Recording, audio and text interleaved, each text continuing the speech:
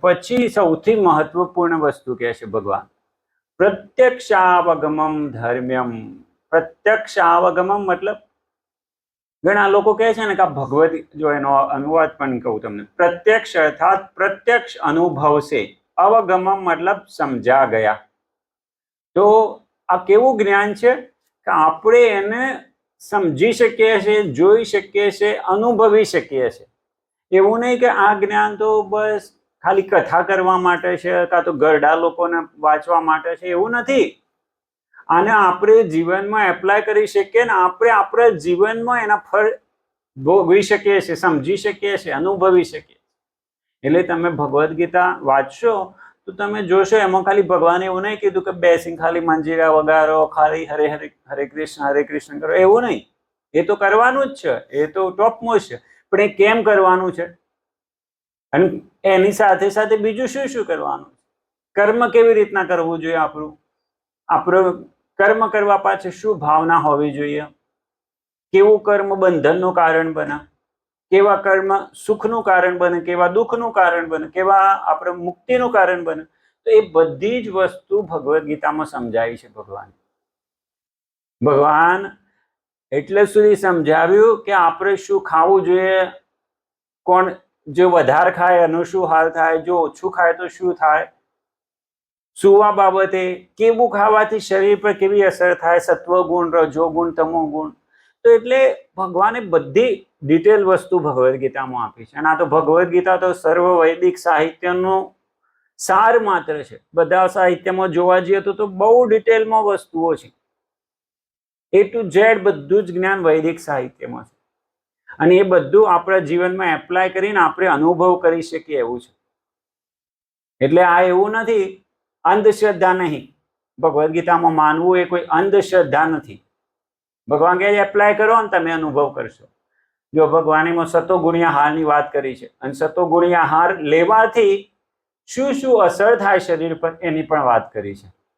તો તમને વિશ્વાસ ના આવતો હોય કે હરે કૃષ્ણ જપ કરવાથી આવું ફળ મળશે નહીં, અત્યારે દેખાતું નહીં, પણ આ સતોગુણ્ય હાર લઈ જુઓ તમને એનું ફળ દેખાય છે. અને તમોગુણ્ય હાર લઈ જુઓ તમને તરત એનું ફળ દેખાય.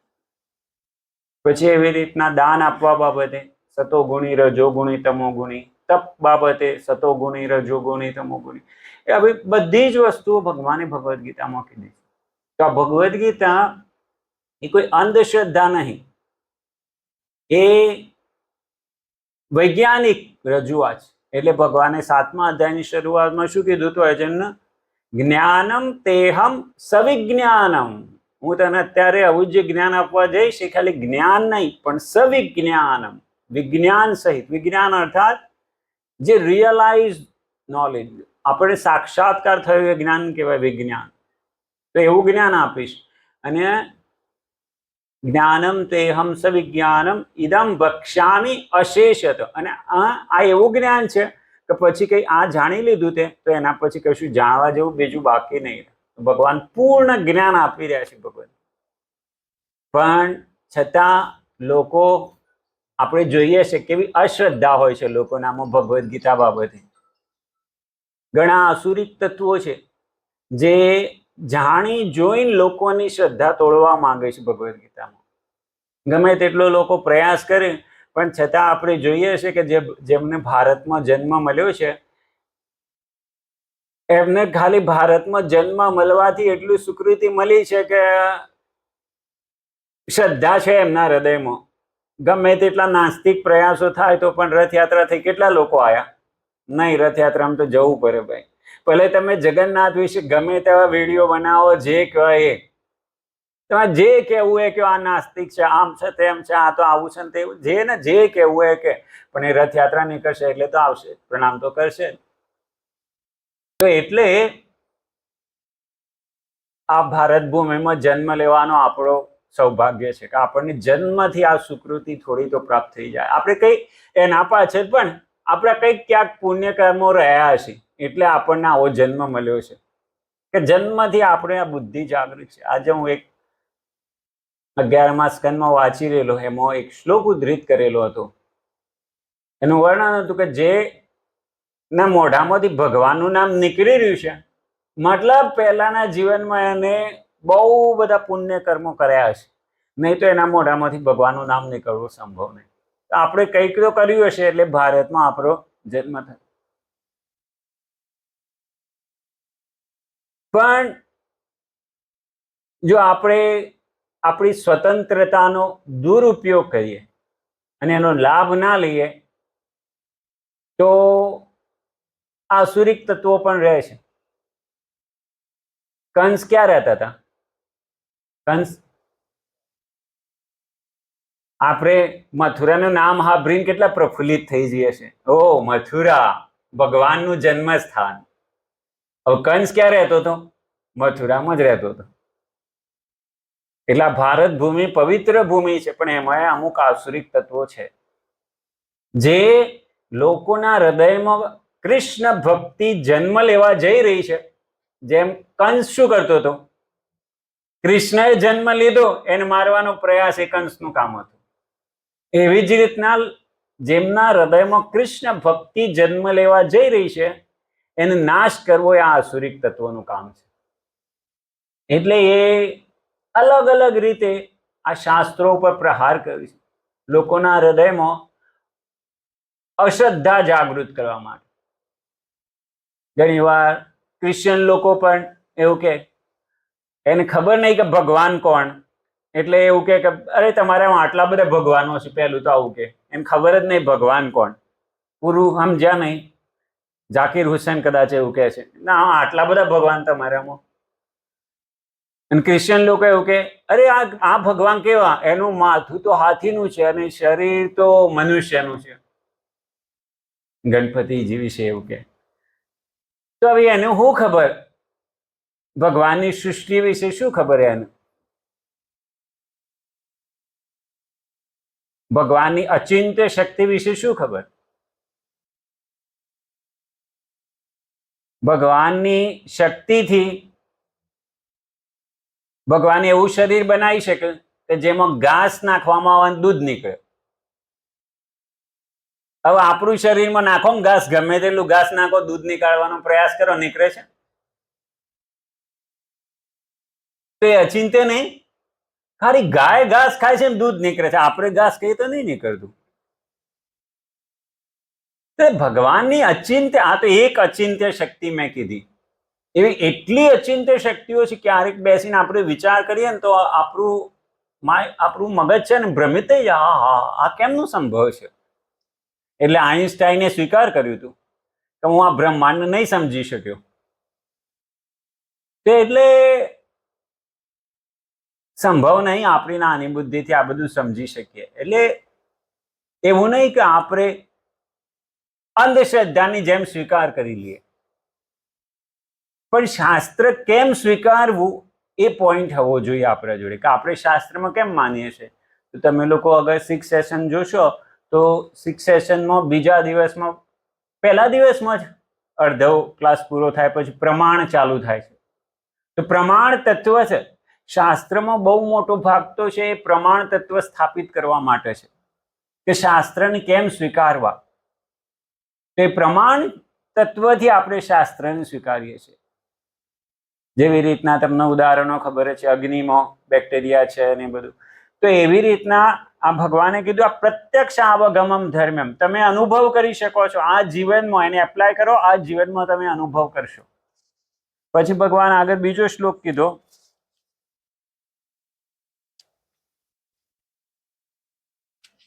સોરી આ જ બીજો શ્લોક હતો.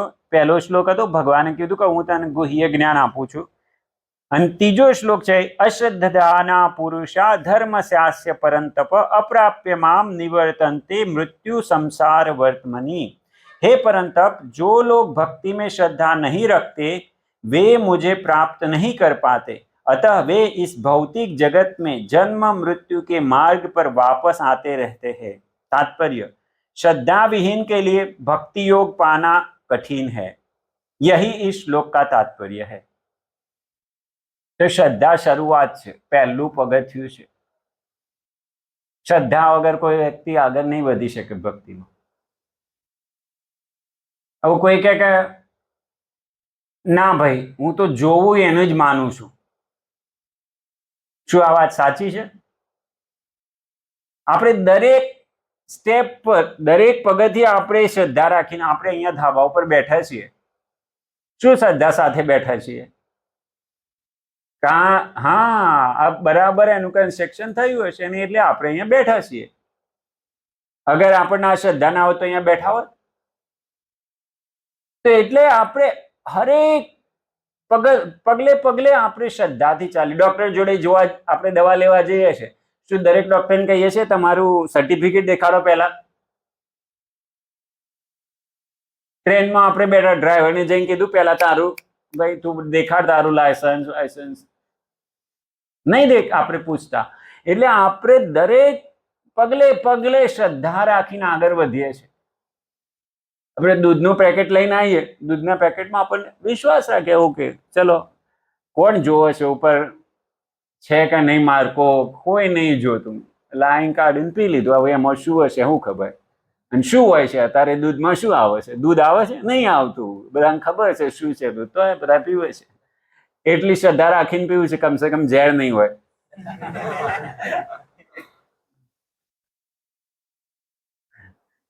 ઝેર જ હોય છે, પણ એવું ઝેર નહીં કે એક દિવસમાં મારી નાખે, થોડા દિવસ લાગશે.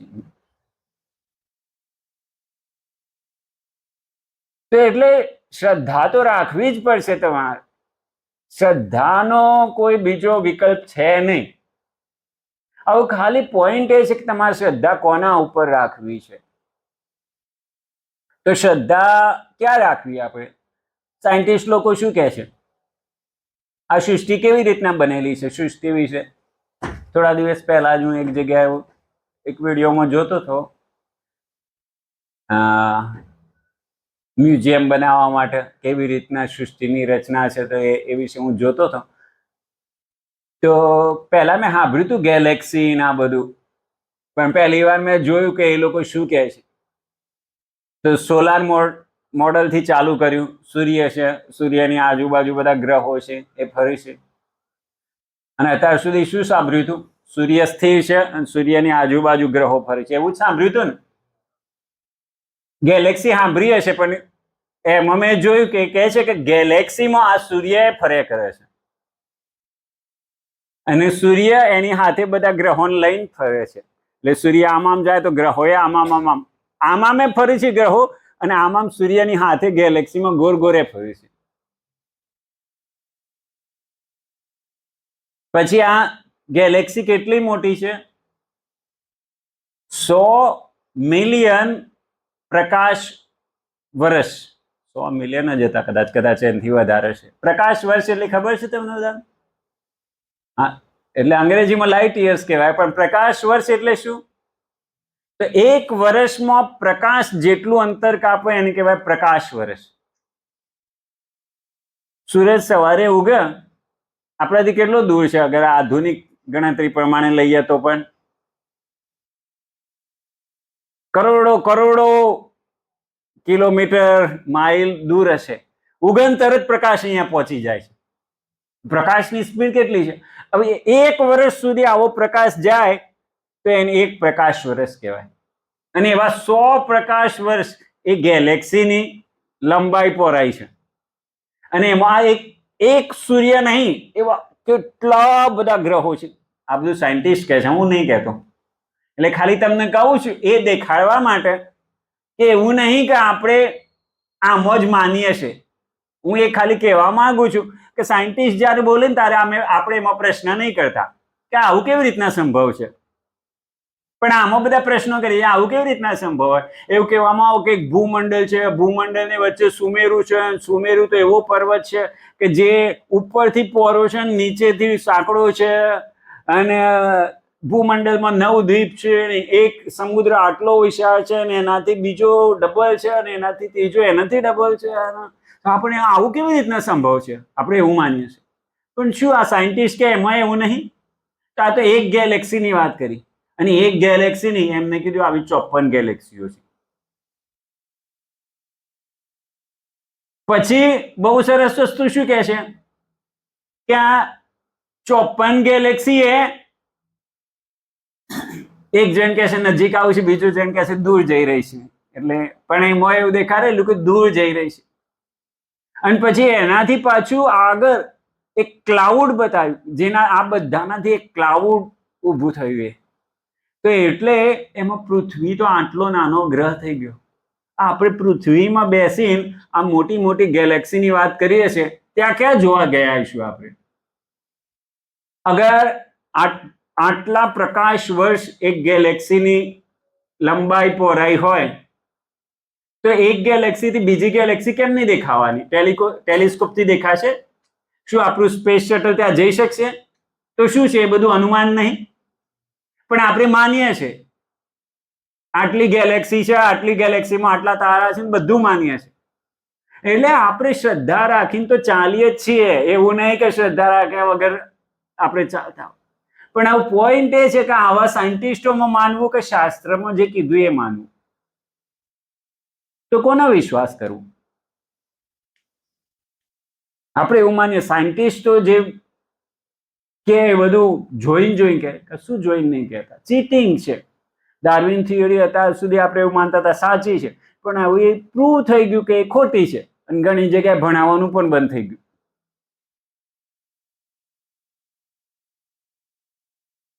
એટલે આપણી શ્રદ્ધાને કંઈક આધાર હોવો જોઈએ.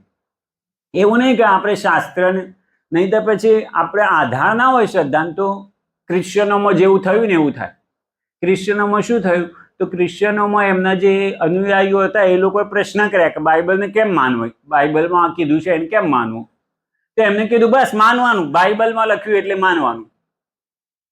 કોઈ પ્રમાણ નહીં આપ્યું એમને શું કીધું? બાઇબલમાં લખ્યું છે એટલે માનવાનું. એટલે બીજા લોકો નાસ્તિક થઈ ગયા. આવું કેવું, બાઇબલમાં લખ્યું છે એટલે માનવાનું? એક પ્રમાણ તો હોવું જોઈએ. કેમ કે તમે એટલું કહો કમસે કમ બાઇબલને કેમ માનવાની? તો એને કહેવાય પ્રમાણ તત્વ. તો એ વસ્તુ આમાં ચર્ચા કરી છે ને, જેમ કેવી રીતના શાસ્ત્રોમાં ભવિષ્યવાણીઓ થઈ છે, અને ભવિષ્યવાણીઓ આપણે જોઈએ છે કે સાચી પડી રહી છે. 5000 વર્ષ પહેલા ચાણક્ય પંડિતની વાત થઈ ગઈ છે, અને એ અત્યારે સાચી પડે છે. એવી રીતના બહુ બધી ભવિષ્યવાણીઓ, આ તો એક મેં કીધી, ઘણી ભવિષ્યવાણીઓ. પછી શાસ્ત્રોમાં 3જો સ્કંદ વાંચશો તો માના ગર્ભમાં કેવી રીતના બાળકનો વિકાસ થાય છે એનું વર્ણન સોનોગ્રાફી નથી ત્યારથી થઈ ગયું હતું, અને અત્યારે જોઈએ છે એક્ઝેક્ટલી એવું જ વર્ણન છે. તો આવી બહુ બધી વસ્તુઓ છે. ફાયર, બેક્ટેરિયા, જે મેં કીધું એ. વનસ્પતિમાં જીવન છે, વનસ્પતિ એક યોની છે, વનસ્પતિ જીવ છે. પહેલા સાયન્ટિસ્ટો નથી ખબર. કોને એ શોધી કાઢ્યું? જગદીશચંદ્ર બોઝે. તો એટલે વૈજ્ઞાનિકો ધીરે ધીરે આના ઉપર આવી રહ્યા છે. એ લોકોનું જ્ઞાન બદલાતું જાય છે. એ લોકો સૌથી પહેલા શું માનતા હતા? મગજનું કામ શું છે? લોહીને ઠંડુ કરવું. હવે બદલાઈ ગયું એમનું વિચાર. મગજનું કામ છે શરીરના સહી સંદેશા પહોંચાડવા. એવી રીતના ઇવન ઇલેક્ટ્રોન્સ વિશે એમની ભૂલ ધારણા હતી. ઇલેક્ટ્રોન્સ શું છે એ નથી ખબર એમને. ઇલેક્ટ્રિસિટી મતલબ કોઈ ફ્લુઇડ છે એવું માનતા હતા પહેલા, પણ આવું બદલાઈ ગઈ એમની ધારણાઓ. તો એમનું જ્ઞાન બદલાતું રહે છે, પણ શાસ્ત્રમાં જે લખેલું છે બદલાતું નહીં. એકવાર કહી દીધું આપણે શરીર નહીં, આપણે આત્મા છીએ, મતલબ આત્મા છીએ. એમાં કઈ બદલાવ આવે છે? ભગવાને અર્જુનને કીધું નહીં તું શરીર નહીં, તું આત્મા છે, અને પછી બીજા કોઈને 5000 વર્ષ પછી બીજું કે નહીં મારી ભૂલ થઈ ગઈ હતી, એમાં એકચ્યુઅલી આવું છે ને કે તેવું છે. પરફેક્ટ નોલેજ, શાસ્ત્રોનું જ્ઞાન એટલે પરફેક્ટ નોલેજ, એમાં બદલાવ નહીં આવતો. એટલે શાસ્ત્રોની અમુક વસ્તુઓ અગર આપણને સમજમાં નહીં આવતી, તો અમુક વસ્તુઓથી આપણે એને સમજી શકીએ. તમને સ્કૂલમાં કે એમાં ગ્રાફ બનાવવાનો આવતો હશે, તો ગ્રાફમાં શું થાય? અમુક પોઈન્ટ આપણને મળે, અને પછી એનાથી શું થાય? એનાથી આગળ એ ગ્રાફને ડ્રો કરવામાં, કે અહીંયા સુધી ગ્રાફ આમ જાય છે તો આગળ પણ આમ જતો હશે. તો એવી રીતના આપણે સમજી શકીએ કે જો શાસ્ત્રોમાં આટલું આવી રીતના કીધું એટલે બીજું આવું હશે. તો એ ઓથોરિટી છે કે આપણે શાસ્ત્રમાં કેમ માનવું. એ એક વસ્તુ છે કે શાસ્ત્રમાં કેમ માનવું. બીજી વસ્તુ શું છે? તો જોઈ લો, તમે જે શાસ્ત્રો વિશે જે વાત કરવા વાળા છે એમને જોઈ લો, અને જે આધુનિક વિજ્ઞાન વિશે બોલવા વાળા છે એમને જોઈ લો. તો જે શાસ્ત્રોમાંથી બોલવા, જેમ આપણે કોઈ જગ્યાએ બહાર નીકળીએ, આ તો તમને જ્યાં અહીંયા રહેવાની જગ્યા આપી છે હોલ, ત્યાંથી તમારે અહીંયા મંદિર આવવું હોય, તમને રસ્તો ખબર નહીં, હવે કોઈ ચોકડી આવી, ચોકડી પર બે વ્યક્તિઓ ઊભા હોય, એક થોડા લથડિયા ખાતો હોય ને આમ થોડું લાગે કે આ થોડી આંખોએ આમ આમ ઘૂમી રહી છે, અર્થાત થોડું પીધેલું છે, અને બીજો સભ્ય વ્યક્તિ હોય થોડો, આપણે કોની રસ્તો પૂછ્યું? સભ્ય વ્યક્તિને પૂછ્યું. તો આપણે જોવું જોઈએ કે આનું કેરેક્ટર શું છે, આપણે જેના જોડેથી જ્ઞાન લઈ રહ્યા છીએ એનું કેરેક્ટર શું છે. હવે જુઓ તમે, ઋષિ મુનિઓનું કેરેક્ટર એક બાજુ રાખો અને એક બાજુ આધુનિક વૈજ્ઞાનિકોનું કેરેક્ટર રાખો. હવે આપણે કમ્પેર કરીએ તો ઋષિ મુનિ જુઓ, નશો નહીં, માંસાહાર નહીં, જુગાર નહીં, વ્યભિચાર નહીં. અને આધુનિક વૈજ્ઞાનિકો નશો, માંસાહાર, જુગાર, વ્યભિચાર બધું, કશું બાકી નહીં. હવે પીધેલી વ્યક્તિ શું ના બોલે? તો એ બધા પીધેલા જ છે ને. કયા વૈજ્ઞાનિકો નહીં પીતા મને કહો? એક્સેપ્શન કોઈ અપવાદરૂપ હોય શકે, બાકી બધા ગુજરાત છોડી દો એટલે બધા લોકો દારૂ માંસ બધા. હવે ગુજરાતમાં ક્યાં ધીરે ધીરે બધા લોકો કરવા લાગ્યા, તો એવા લોકો શું ના બોલી શકે? બીજી વસ્તુ આપણે જોઈએ તો ઋષિ મુનિ છે, એમનું જીવન જુઓ તમે, તપસ્યા વાળું, મતલબ પોતાના સ્વાર્થ માટે કશું નહીં કરતા હોતા. જગતનું કલ્યાણ કેવી રીતના થાય એના માટે પોતાનો સેક્રિફાઈસ, પોતાનો ત્યાગ કરતા હોય છે. જ્યારે જે વૈજ્ઞાનિકો છે તમે જો, એ લોકો શેના માટે કામ કરી રહ્યા છે? રિસર્ચ કરવા પાછળ શું મોટિવ હોય છે એમનો? રિસર્ચ કરવા પાછળ એવું હોય છે કે રિસર્ચ નિસ્વાર્થ ભાવથી રિસર્ચ કરું છું એવું હોય છે? એ રિસર્ચ કરવા પાછળ એમને ગ્રાન્ટ મળતી હોય છે સરકાર તરફથી, અને એ કઈ નવું રિસર્ચ ના દેખાયું તો એમની ગ્રાન્ટ કપાઈ જાય. એટલે કઈ નહીં હોય તો એ કંઈક ના કંઈક તો નવું કાઢવું જ પડે એમના, નહીં તો પેલી ગ્રાન્ટ કપાઈ જાય. એટલે એ મોટિવેશન છે, ગ્રાન્ટ મળવી એમ મોટિવેશન છે એમનું. બીજી વસ્તુ છે પ્રતિષ્ઠા. એ ગ્રાન્ટ કરતો હોય વધારે મોટું પ્રતિષ્ઠા, નોબેલ પ્રાઇઝ. જ્યારે ઋષિ મુનિઓને આવી બધી વસ્તુઓ નહીં. એ આપણે આમાં સર્વભૂત હિતે રતા, જે ભગવાનના ભક્તો હોય, બીજાના કલ્યાણ માટે કાર્ય કરી રહ્યા છે, બીજાને દુઃખોથી ઉગારવા માટે, જન્મ મૃત્યુ જરા વ્યાધિના ચક્રથી નિખારવા માટે, જે વાસ્તવિક મુશ્કેલીઓ છે તેનું કેરેક્ટર આપણે જોઈ શકીએ. પછી એમનો નિસ્વાર્થ ભાવ આપણે જોઈ શકીએ. તો એવી રીતના આપણે જેમના જોડેથી સાંભળી રહ્યા છીએ એમના જોડે, એમના ઉપર શ્રદ્ધા તો રાખવી પડશે. શ્રદ્ધા વગર આપણે આગળ વધી શકીશું નહીં. હવે શ્રદ્ધા ક્યાં રાખવી એ ખાલી પ્રશ્ન છે. આવા લોકો ઉપર શ્રદ્ધા રાખવી કે ભગવાનના આવા શુદ્ધ ભક્તો ઉપર શ્રદ્ધા રાખવી? પણ જો શ્રદ્ધા નહીં રાખીએ તો ભગવાન શું કહે છે? हे परंतप, जो लोग भक्ति में श्रद्धा नहीं रखते वे मुझे प्राप्त नहीं कर पाते, अतएव वे इस भौतिक जगत में जन्म मृत्यु के मार्ग पर वापस आते रहते हैं. तो એટલે જેને શ્રદ્ધા ના હોય એ આગળ નહીં વધી શકે. શ્રદ્ધા બેઝિક ફાઉન્डेशन છે, શ્રદ્ધા વગર આગળ नहीं વધી શકે. श्रद्धा विहीन के लिए भक्ति योग पाना कठिन है, यही इस श्लोक का तात्पर्य है. श्रद्धा तो भक्तों की संगति से उत्पन्न की जाती है. अभी श्रद्धा आवे केवी रीतना? श्रद्धा तो भक्तों की संगति से उत्पन्न की जाती है. तो भक्तों संग જ્યારે રહેવામાં આવો તો શ્રદ્ધા ઉત્પન્ન થાય છે. વાસ્તવિક શ્રદ્ધા, જેવો સંગ તેવો રંગ. તમે જેના જોડે રહો એવી શ્રદ્ધા ઉત્પન્ન થઈ જાય, કારણ કે જેના જોડે રહેશો એવું તમે સાંભળવાના છો દરરોજ, અને સાંભળીને સાંભળીને તમારી માનસિકતા એવી થઈ જવાની. જો આપણે એવા લોકોની જોડે રહીએ કે જે લોકોની શ્રદ્ધા છે કે હું કોઈ મોટો ક્રિકેટર થઈ જાઉં. કોણ છે તારે સૌથી મોટો બેસ્ટ ફેમસ હોય એવું?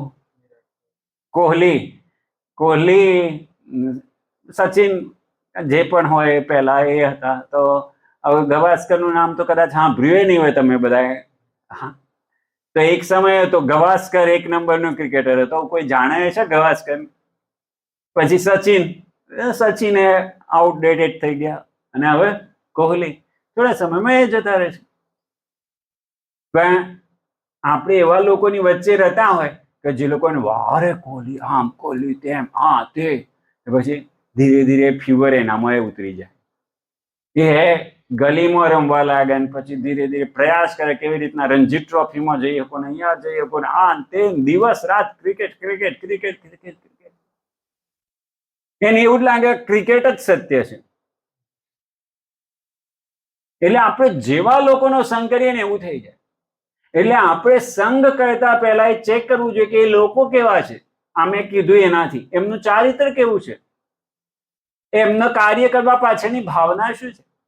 એટલે આપણે એક જેવી શ્રદ્ધા, જેવા લોકોનો સંગ કરશું એવી શ્રદ્ધા ઉત્પન્ન થશે. આપણે તો આપણે કેવા લોકોનો સંગ કરીએ છીએ? તો ભક્તોનો સંગ કરીએ તો વાસ્તવિક શ્રદ્ધા ઉત્પન્ન થશે આપણા અંદર. महापुरुषों से वैदिक प्रमाणों को सुनकर भी अभागे लोग ईश्वर में श्रद्धा नहीं रखते. तो मैं कीधुं एम अमुक आसुरिक तत्वो होय ए लोकोने भगवत कृपा थाय, भगवानना भक्तोनो संग मळी जाय, पण भगवान प्रत्ये ईर्ष्या भरेली होय तो ए लोको ए संगनो लाभ नहीं लई शके. जेम उदाहरण छे शास्त्रोमां, इवन कंस जोड़े अक्रूरजी हता, दुर्योधन जोड़े विदुरजी हता, पण ए लोकोनामां कोई फरक पड्यो नहीं, कारण के ए लोको भगवान प्रत्ये भगवानना भक्तो प्रत्ये द्वेषी हता. कौरवो हता ए पांडवो प्रत्ये द्वेषी हता. कंस हतो ए भगवाननो द्वेष करतो हतो. એટલે એ લોકો ભગવાનના ભક્તોની સંગતિનો લાભ લઈ શક્યા नहीं. वे झिझकते रहते हैं और भगवत भक्ति में दृढ़ नहीं रहते. इस प्रकार कृष्ण भावनामृत की प्रगति में श्रद्धा मुख्य है. चैतन्य चरितामृत में कहा गया है कि श्रद्धा तो यह पूर्ण विश्वास है कि परमेश्वर श्री कृष्ण की ही सेवा द्वारा सारी सिद्धि प्राप्त की जा सकती है. यही वास्तविक श्रद्धा है. श्रीमद् भागवत में कहा गया है, यथा तरोल मूल निषेचनेन तृप्यन्ति तत्स्कंद भुजोपशाखा प्राणोपहाराश्च यथेन्द्रियाणां तथैव सर्वार्हणम् अच्युतेज्या. वृक्ष की जड़ को सींचने से उसकी डालें, टहनियां तथा पत्तियां तुष्ट होती है और आमाशय को भोजन प्रदान करने से शरीर की सारी इंद्रियां तृप्त होती है. इसी तरह भगवान की दिव्य सेवा करने से सारे देवता तथा अन्य समस्त जीव स्वतः प्रसन्न होते हैं. अतः गीता पढ़ने के बाद मनुष्य को चाहिए कि वह गीता के इस निष्कर्ष को प्राप्त हो. मनुष्य को अन्य सारे कार्य छोड़कर भगवान की सेवा करनी चाहिए. यही यदि वह इस जीवन दर्शन से विश्वस्त हो जाता है तो यही श्रद्धा है. हजी घणું આગળ સમજાયું છે પણ પ્રજોડે સમય ઓછો છે એટલે આરતી થશે. ગુરુ મહારાજ આવશે આરતીમાં, આરતી પછી ભજન પણ છે તો એટલે આપણે નીચે જઈએ. પણ આ ઇમ્પોર્ટન્ટ વસ્તુ છે. તમે જોયું સાર, અગર આપણે ભગવદ્ ગીતા સમજીએ વાંચીએ પણ આ એ સાર સમજી લઈએ કે કૃષ્ણ ભગવાન છે. અને ચૈતન્ય ચૈતામૃતમાં શું કહે છે? શ્રદ્ધા શબ્દે વિશ્વાસ કહી સુદૃઢ નિશ્ચય કૃષ્ણ કર્મ કૈલે સર્વ કર્મ કૃત હોય. અગર હું કૃષ્ણની સેવા કરું છું તો મારા બધા કર્તવ્યો એમાં નહીં છે. યસ્મિન તુષ્ટે જગત તુષ્ટમ. અગર કૃષ્ણ સંતુષ્ટ થાય છે મારાથી તો પૂરું જગત સંતુષ્ટ થઈ જશે. બધા દેવી દેવતાઓ બીજા બધા જીવો સંતુષ્ટ થઈ જશે. પણ હું કૃષ્ણને સંતુષ્ટ નહીં કરું ને એક એકને સંતુષ્ટ કરવા જઈશ તો કોઈ સંભાવના નહીં. એનો બે ઉદાહરણ આપ્યો. એક ઉદાહરણ છે કોઈ ઝાડ છે, ઝાડની જડમાં આપણે પાણી નહીં રાખતા, થોડું પત્તીઓ નાખીએ, થોડું ફૂલ નાખીએ, થોડું ફર્ન નાખીએ તો એનાથી ઝાડ સુકાઈ જશે, ઝાડનું પોષણ મળશે નહીં. અને આપણે પેટમાં ખાવાનું નહીં જવા દેતા અને આપણે હાથથી ખાવાનો પ્રયાસ કરીએ, પગથી ખાવાનો પ્રયાસ કરીએ, આંખથી ખાવાનો પ્રયાસ કરીએ તો નહીં થાય. પેટમાં જવું જોઈએ ખાવાનું.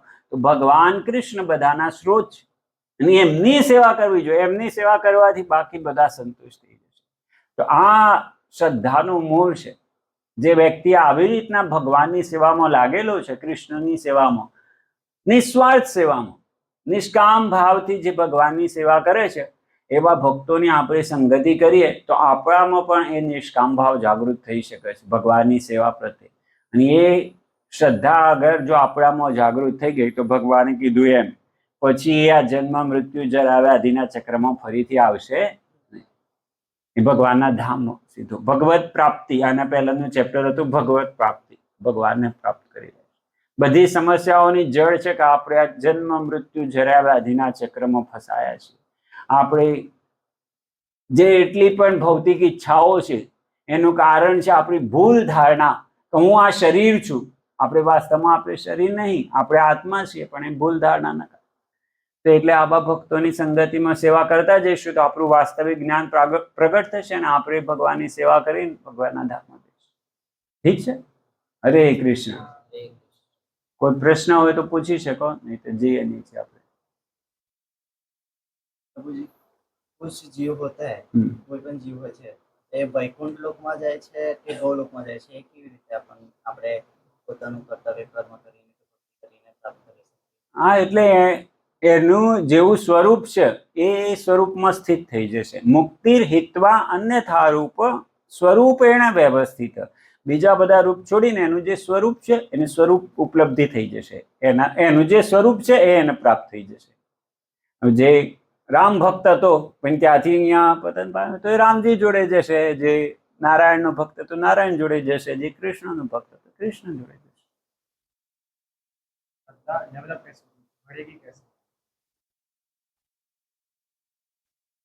श्रद्धा तो भक्तों की संगति से उत्पन्न की जाती है और પછી भक्तों की संगति से ही बढ़ती है. और कितनी बढ़ेगी?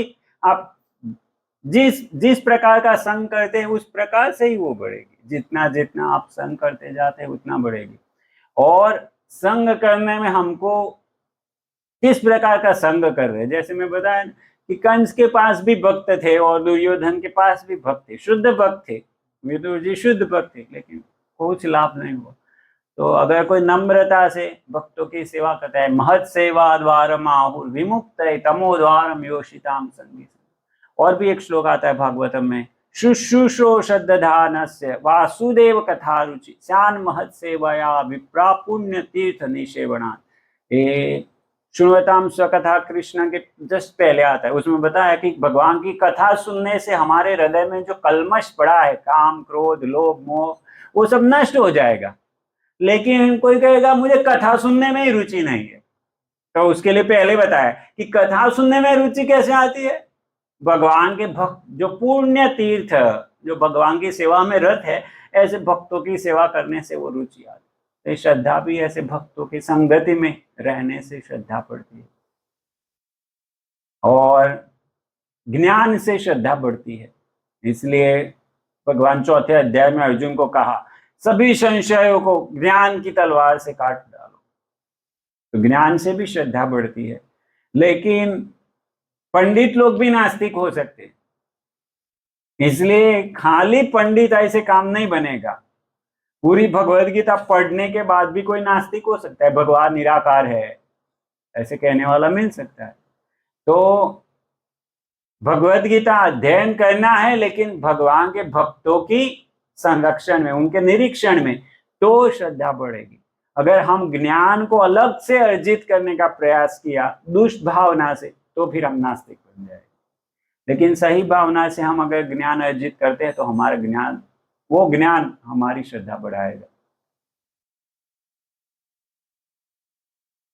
ठीक है? हरे कृष्णा. हमारे भगवद गीता की जय. श्रील प्रभुपाद की जय. गौर प्रेमानंद.